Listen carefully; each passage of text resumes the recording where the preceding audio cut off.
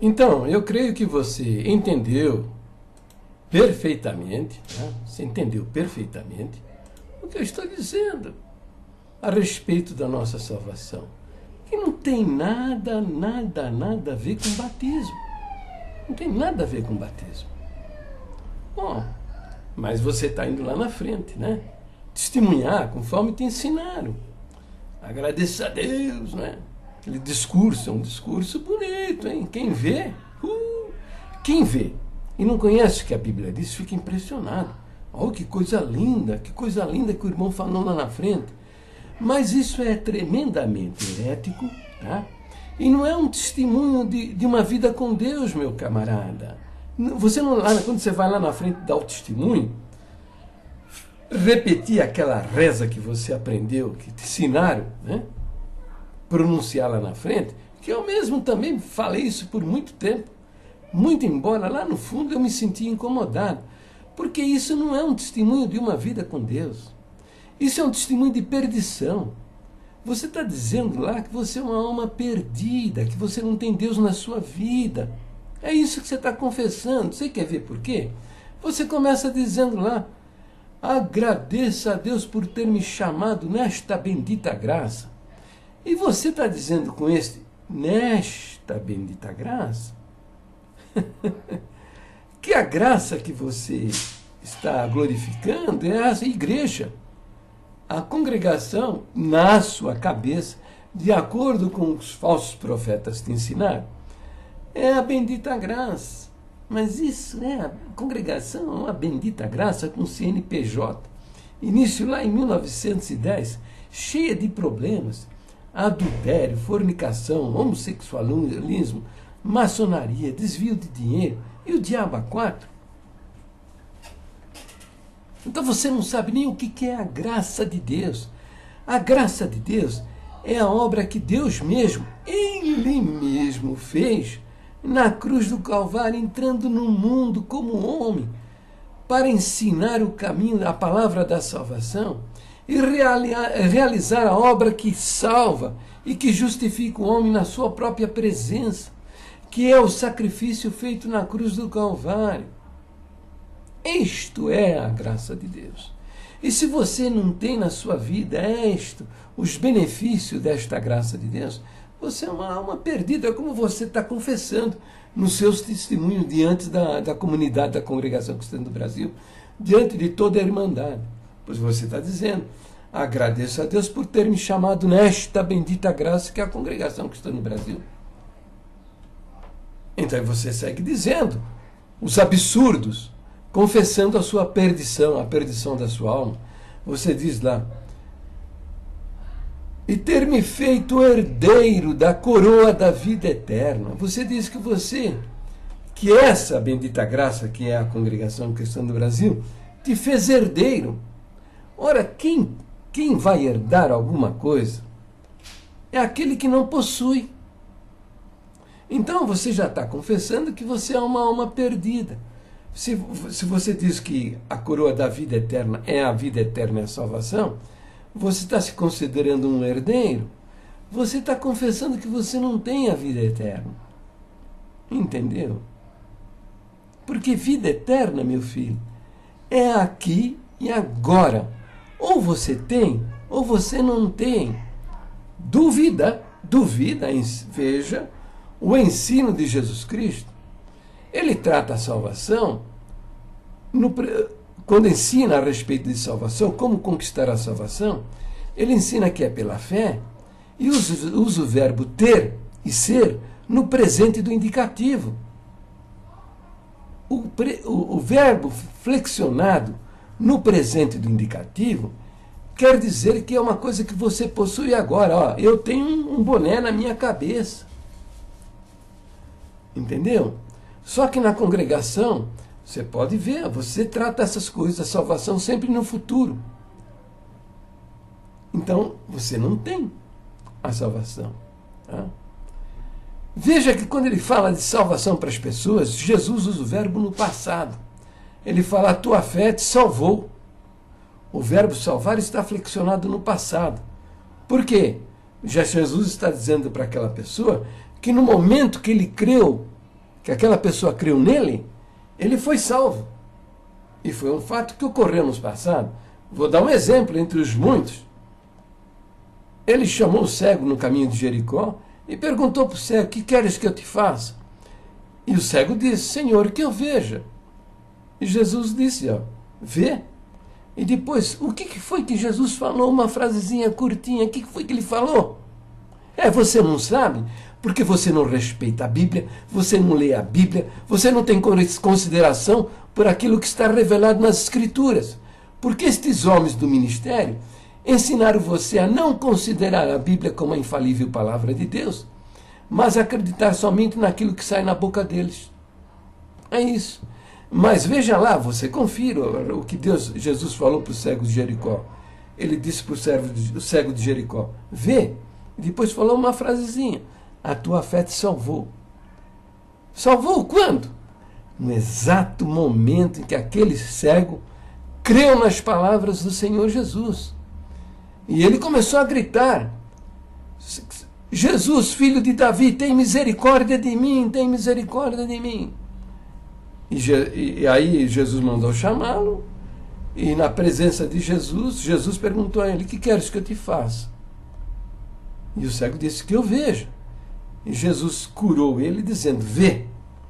E depois falou: olha, lá para trás, lá quando você estava sentado na beira do caminho, e você acreditou na minha pessoa e nas minhas palavras, você foi salvo. Foi isso que ele disse: ó, a tua fé te salvou. Mas você está aí nessa daí. Ter-me feito herdeiro da coroa da vida eterna. Cara, você está querendo herdar um treco, ó, a palavra, ó, entre aspas até. Coloco aí, ó, um treco, uma tranqueira que não existe, cara. Por isso que eu estou dizendo que é uma tranqueira. Não existe coroa da vida eterna, meu filho. Você está querendo herdar uma coroa da vida eterna. E os picaretas falsos profetas lá de cima te disseram que esse tal de coroa da vida eterna é a vida eterna. Mas vida eterna não é uma coroa. Vida eterna é vida eterna. Ou você tem ou você não tem. A Bíblia fala em coroa. Tá? Fala a coroa da vida. Que está lá em Apocalipse, capítulo 2. Diz lá: ser fiel até a morte, dar-te-ei a coroa da vida.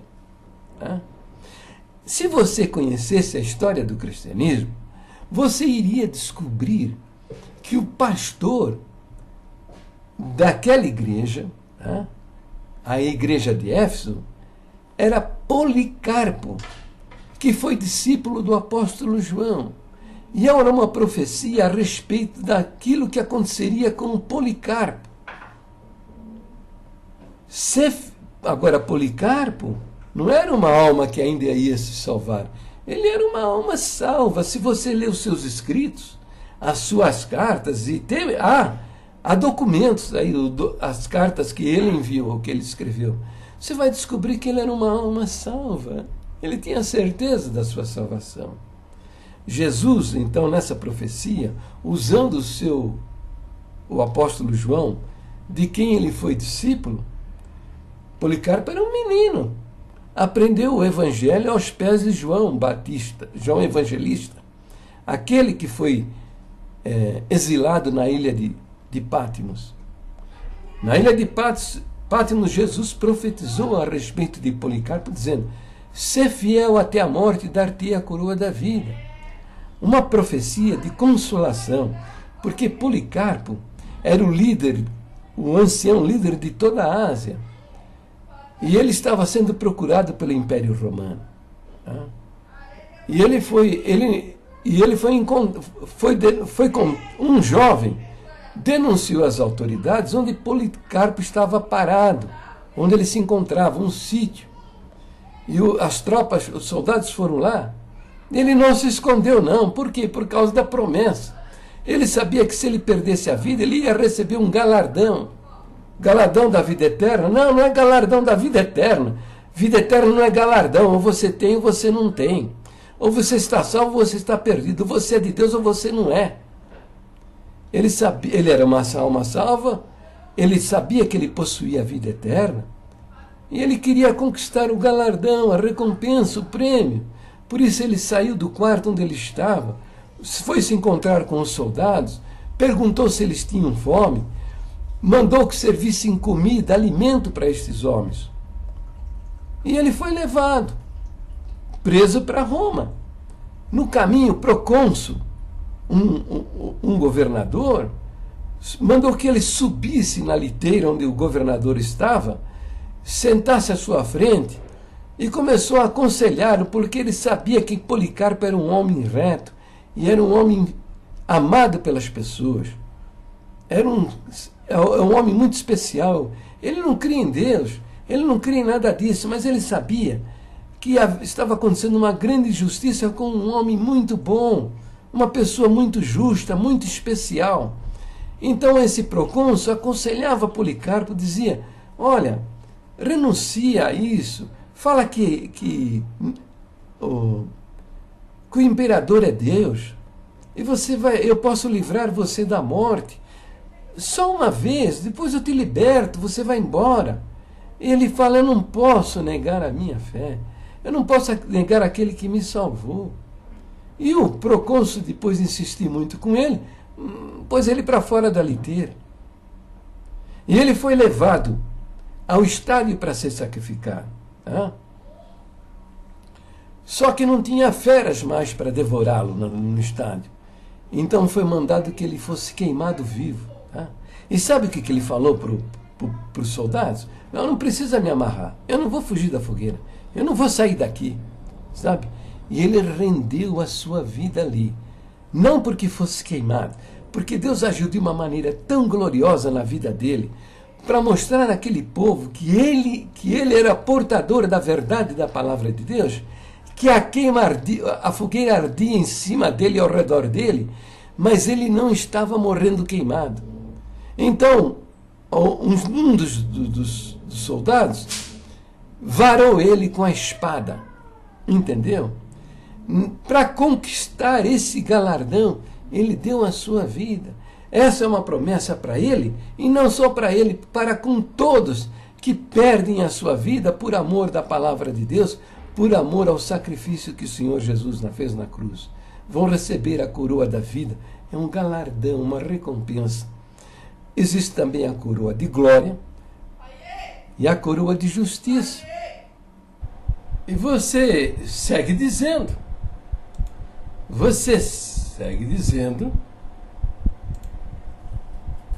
que você vai herdar a coroa da vida eterna se você, firme e fiel, guardar a sua palavra todos os dias do seu peregrinar na face dessa terra. Firme e fiel. Mas vem cá, meu camarada, você acha que você é firme e fiel? Hein? Você sabe o que é isso? Firme e fiel. Pergunta para o seu ancião se ele é firme e fiel. Se ele for um cara bem honesto, ele vai dizer assim, ó: só pela misericórdia de Deus, irmão, só pela misericórdia de Deus. Sabe por quê? Porque não tem firme e fiel, entendeu? Olha, quem nos examina, tá? É o próprio Deus. E Deus, se você não sabe, Ele é santidade absoluta. Você pode parecer muito justo, tá? Uma pessoa muito justa, né? Como a gente costuma dizer, que é um santo de Deus, né? Assim, um santo de Deus, né? Essa é a nossa opinião, entendeu? Mas não é a opinião de Deus. Porque o escrutínio de Deus, a maneira como Ele examina o homem, é diferente. Eu posso achar você uma pessoa muito justa, né? muito digna. Mas Deus, é porque eu não tenho os olhos de Deus, sabe? Eu vejo o exterior, eu vejo a aparência do homem. É como você só vê a aparência do homem. Mas o Senhor Deus vê o coração, sabe? Ele não vê como vê o homem. Já falou isso na sua palavra. Você deveria saber. Né? Eu olho para você e vejo assim, você bonitinho, vestido na sua capa de santidade.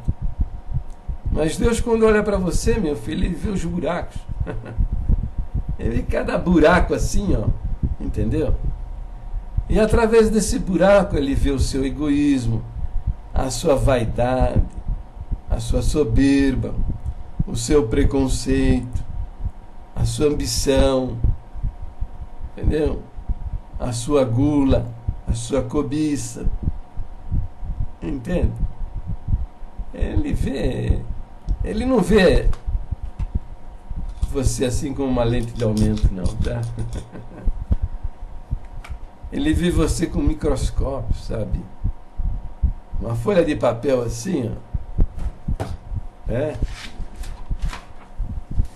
Como essa aqui, ó. Tá vendo? Pode parecer para você, para mim, muito branca. Mas se você põe essa folha de papel debaixo do microscópio, né, e é capaz de aumentar milhares de vezes um objeto, e você vai ver a má formação, você vai ver os defeitos, vai ver a rugosidade, as manchas, as imperfeições. Porque o microscópio, ele torna possível você ver estas coisas. A mesma coisa a Deus. Fica sabendo de uma coisa: a justiça de Deus que Ele exige é impossível o homem satisfazer, sabe? Por isso, para salvar a humanidade, Ele mesmo declara: não há um justo, não há um sequer, não tinha um justo, um sequer. Então, o que Ele fez? Encerrou todos nós debaixo do pecado para usar com todos nós da sua misericórdia. Entende? E a salvação, como era impossível para nós alguma coisa boa, Ele mesmo veio e realizou a nossa salvação, sabe? E é o valor, tá?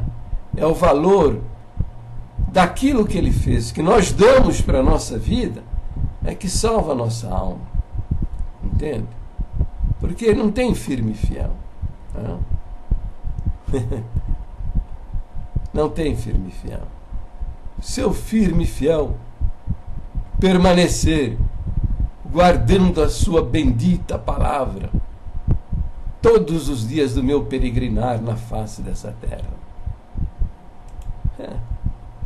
É bonito o discurso, mas guardando que palavra, meu filho? Que palavra que você está guardando?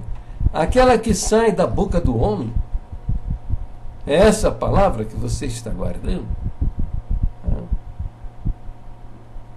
A Bíblia, que é nosso primeiro ponto de doutrina, diz que ela é a nossa única e perfeita guia de fé e conduta, diz que nós devemos guardar as palavras que estão registradas dentro dela. Entendeu? Não é essa que sai da boca do ancião. A cigana te enganou. A palavra que sai da boca do ancião, ela é uma palavra de Deus na justa medida que ela confere com o ensino das Escrituras. Quando sai fora disso, deixou de ser palavra de Deus. Ela é a palavra do homem. Por isso, nós temos a Bíblia, devemos ler a Bíblia, observar o ensino que a Bíblia faz, observar o ensino das Escrituras, para ouvirmos aquilo que está sendo pregado e julgarmos se procede de Deus ou se não procede de Deus. De que jeito? Conferindo as palavras que você ouve com aquilo que está nas Escrituras. Se confere com o ensino das Escrituras, louvado seja Deus. Se não confere com o ensino das Escrituras, joga no lixo, porque é do homem. E é como o Senhor revelou para nosso irmão Luiz Franciscon. Tá? É da sabedoria humana. Satanás governa usando a sabedoria humana. A sabedoria humana, a astúcia desses homens. Você está lembrado do quadro que o Senhor revelou para o nosso irmão Franciscon e que estava na entrada de todos os nossos templos? Você está lembrado destes quadros que o Senhor revelou para o nosso irmão Franciscon e que estava na entrada de todos os nossos templos e que estes homens removeram? Pois é, fica sabendo que eles vão remover também aquela placa que está no frontispício da congregação que diz: em nome do Senhor Jesus. Eles vão remover também porque eles não amam e não gostam do Senhor Jesus Cristo. Para refrescar a sua memória, é ele aí. Está vendo? Está vendo ele aí? Então, esse aí. Tá? Então, na tribuna, quando o homem está falando, pregando exatamente o ensino que está nas Escrituras, está sendo usado por Deus. Mas a hora que não confere com as Escrituras, é do homem. É sabedoria humana. Entendeu? Agora, se você não sabe o que a Bíblia diz, se você não conhece nem as doutrinas da sua igreja, você vai receber dentro da congregação muita coisa que vem do alto, vem do céu. Mas vai receber também muitas fezes, muito excremento humano, que procedem não do coração, mas da mente desses homens desviados da palavra de Deus. Entendeu? Então a palavra das Escrituras é que você deve guardar. É na palavra das Escrituras que você deve permanecer. Entende?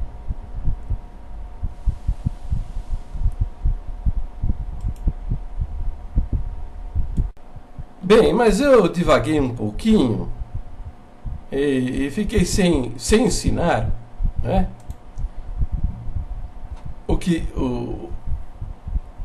Que a salvação só acontece pela fé. Eu mostrei lá que o batismo o batismo não salva a alma de ninguém e nada tem a ver com a salvação. Mas aquilo que eu mostrei para você, que é claríssimo dentro das Escrituras Sagradas, também é para outras coisas que esse ministério aí está ensinando você a acreditar para salvar a sua alma. Estão ensinando, eu usei aí o testemunho que você confessa lá na frente, esse testemunho de perdição, é que você diz lá: se eu for firme e fiel. Quer dizer, firme e fiel boas obras. Firme e fiel o quê? Praticando boas obras. Né? Você quer salvar-se a si mesmo? Aquilo que eu lhe mostrei lá, usando os versos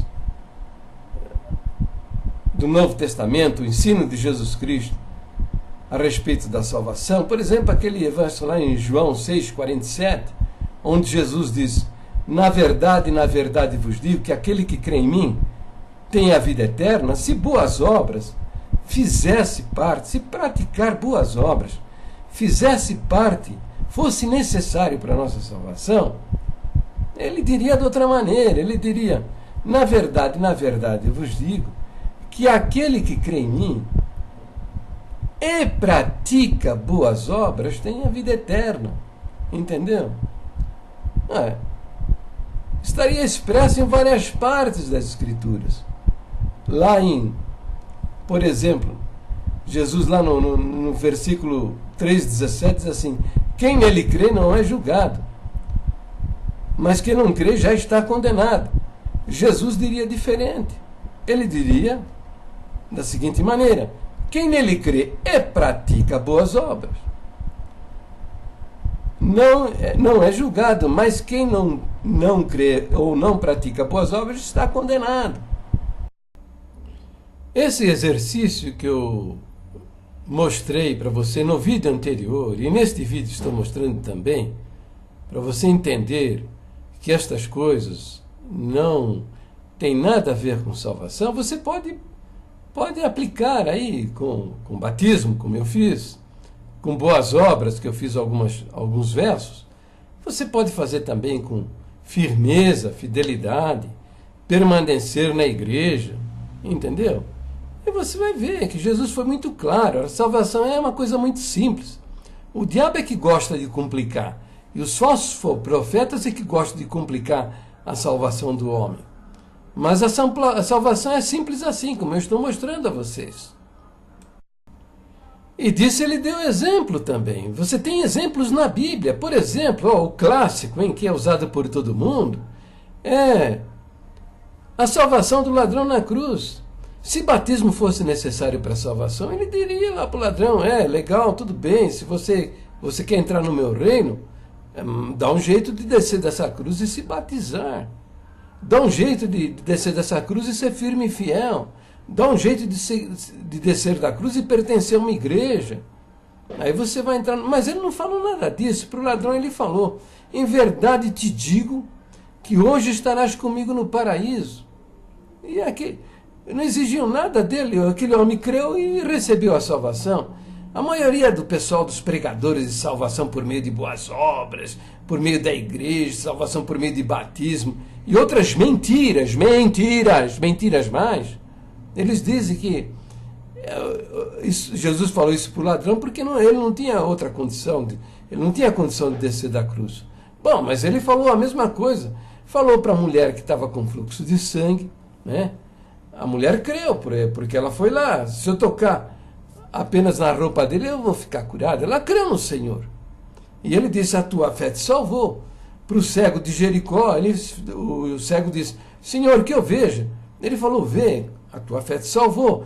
Falou para aquele leproso, dos grupos de 10 leprosos, que voltou para agradecer. Ele se prostrou diante do Senhor Jesus, pôs a cara no chão, adorando Jesus. Porque, se ele fez isso, é porque ele creu no Senhor Jesus. E Jesus disse para ele: a tua fé te salvou. Aquele paralítico que desceram pelo telhado na casa onde Jesus se encontrava, ele disse: tua fé te salvou. Para aquela prostituta que chorava, lavava os pés de Jesus com as lágrimas e enxugava com os cabelos, ele disse: a tua fé te salvou. Então, Paulo foi salvo pela fé, Cornélio e toda a sua família e seus amigos presentes naquela reunião, que estavam ouvindo a pregação de Pedro. Lá está relatado que o Espírito Santo caiu sobre todos eles. Ora, o Espírito Santo de Deus não cai, não toma posse de pessoas incrédulas. Eles creram e foram salvos. O batismo veio depois. Jesus foi convidado por Zaqueu para entrar na sua casa e, entrando em sua casa, Zaqueu manifestou o seu arrependimento e Jesus disse: hoje entrou salvação nesta casa. Ele disse: nesta casa, todos aqueles que estavam dentro da casa que eu não sei quantas pessoas eram, se era só a família, se tinha mais alguém, mas o Senhor que conhece todas as coisas disse: a salvação entrou nesta casa. Então são exemplos que salvação Jesus não vinculou a nada. Porque se fosse vinculado a batismo, por exemplo, ele diria: Pedro, dá um jeito de levar essa turma aí para batizar, porque eles estão quase salvos. Entenda a palavra de Deus. Ora, que é isso? Vai atrás de falsos profetas? Por isso que você não tem no seu coração a certeza da sua salvação. Porque você está acreditando em falsos conceitos ensinados pelo ministério a respeito da salvação. É isso. Mas o pessoal costuma questionar: não, mas quer dizer, irmão Jair, que a gente pode viver nesse mundo de qualquer maneira, tal, que está tudo certo, está tudo beleza? Não, a vida cristã não é assim, não. Se você realmente confiar no sacrifício, na pessoa de Jesus, para a salvação da sua alma, largar essa besteira de acreditar no batismo, acreditar em boas obras, acreditar que por pertencer à igreja você vai ter algum benefício, a hora que você confia, reconhecer a sua miséria e a sua indignidade diante de Deus e confiar somente no sacrifício do Senhor, você vai descobrir dentro de você o Espírito de Deus dizendo a você que você é uma alma salva, você é um filho de Deus. E quando você começar a ter certeza da sua salvação, você não vai conseguir andar do jeito que você quer andar, tá? Sabe por quê? Porque Ele vai disciplinar você, viu? Deus disciplina os seus filhos, tá? Deus disciplina os seus filhos. Os filhos do Senhor não andam de qualquer maneira, não. Entendeu? Não andam de qualquer maneira. Você quer ver? Eu vou mostrar para você. Hebreus 10, 12. Aqui, ó. Quer ver?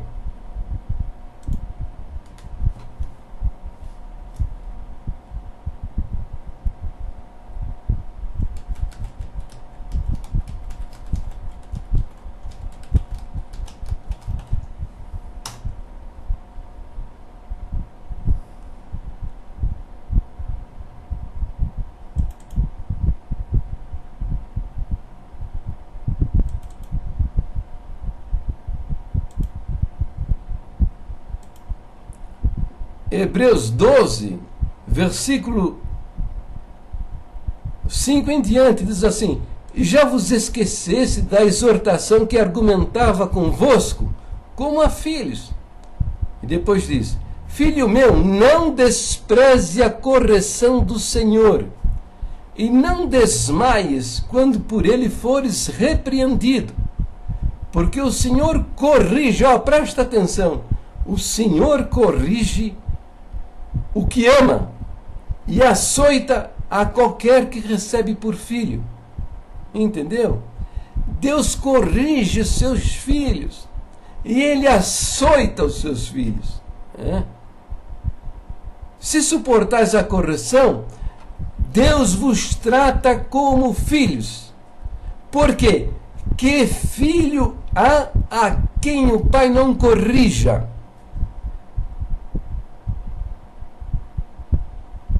Mas se estáis sem disciplina, da qual todos foram feitos participantes, sois então bastardos e não filhos. Além do que, tivemos nossos pais, segundo a carne, para nos corrigirem, e nós os reverenciávamos. Não nos sujeitaremos mais, muito mais ao Pai dos Espíritos, para vivermos? Porque aqueles, referindo-se aos pais, nossos pais, na verdade, por um pouco de tempo nos corrigiam, como bem lhes parecia. Mas este, para o nosso proveito, para sermos participantes da sua santidade. E na verdade, toda a correção ao presente não parece ser de gozo, de alegria, senão de tristeza. Mas depois produz um fruto pacífico de justiça nos exercitados por ela. Entendeu?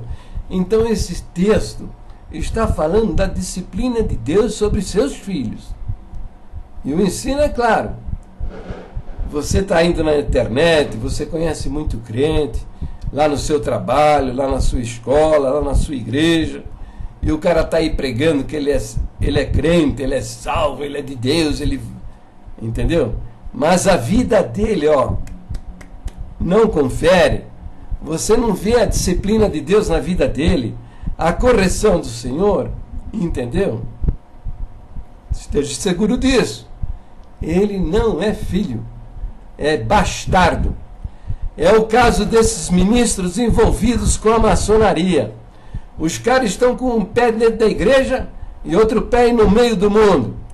Eles pertencem à Irmandade da Congregação, mas lá nas reuniões secretas lá da maçonaria, ele tem lá os seus irmãozinhos também. Eles são irmãos de filhos de Deus e são irmãos também de filhos do diabo. E nada lhes acontece. Lidera a igreja, fazem batismo, pregam, fazem milagres, expulsam demônios. Mas eles não têm a disciplina do Senhor. Eles não têm a disciplina do Senhor sobre suas vidas. Então não são almas salvas, não são filhos, porque aos filhos Deus disciplina. Ué, veja você, a sua própria vida. Se você está aí andando de qualquer jeito, tá? Eu não conheço você, mas examine-se a si mesmo. Entendeu? Como é que está a sua vida? Qual é o seu testemunho? Tá?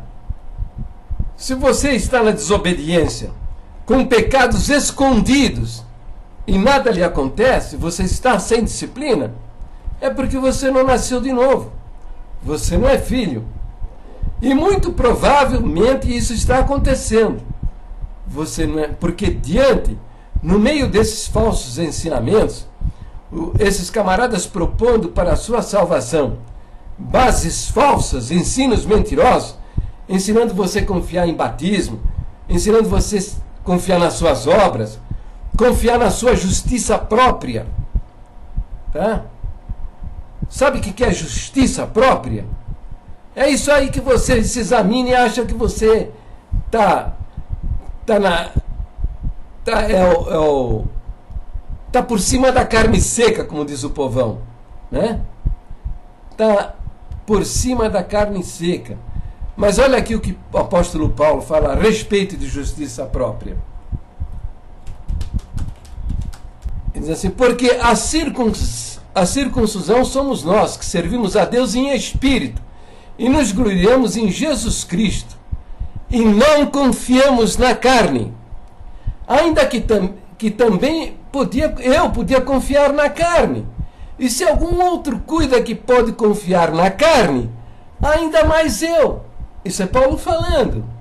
Veja, você que confia nas suas obras, você que confia na sua carnalidade. Paulo está dizendo, se alguém podia confiar na sua carne, ainda mais eu. Ele foi circuncidado ao 8º dia. Você não, você nem foi circuncidado. Ele diz, da linhagem de Israel. Você não é da linhagem de Israel, você não é judeu.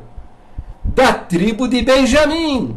Você nem pertence a Israel, não é da tribo de nenhuma tribo de Israel. Paulo diz que ele era hebreu de hebreus. Quer dizer, ele era neto e filho de judeus. E segundo a lei, ele foi sacerdote fariseu. Segundo o zelo, quer dizer, o cuidado com a Torá, a Bíblia lá do Velho Testamento, ele foi perseguidor da igreja. Segundo a justiça que há na lei, ele era irrepreensível. Sabe? Aí ele diz, ó, mas o que para mim era ganho, reputei-o por perda, por Cristo. E na verdade, ele diz, ó, tenho também por perda todas as coisas, pela excelência do conhecimento de Cristo Jesus, meu Senhor. Ele reputou por perda todas estas coisas, mas você não. Você acha que estas coisas que você pratica, e que você praticou, e que você fez, são excelentes e valiosas. Ele não, ele reputava tudo isso por perda, pela excelência do conhecimento de Cristo Jesus, meu Senhor, pelo qual sofri a perda de todas estas coisas, e as considero como escória, para que possa ganhar a Cristo.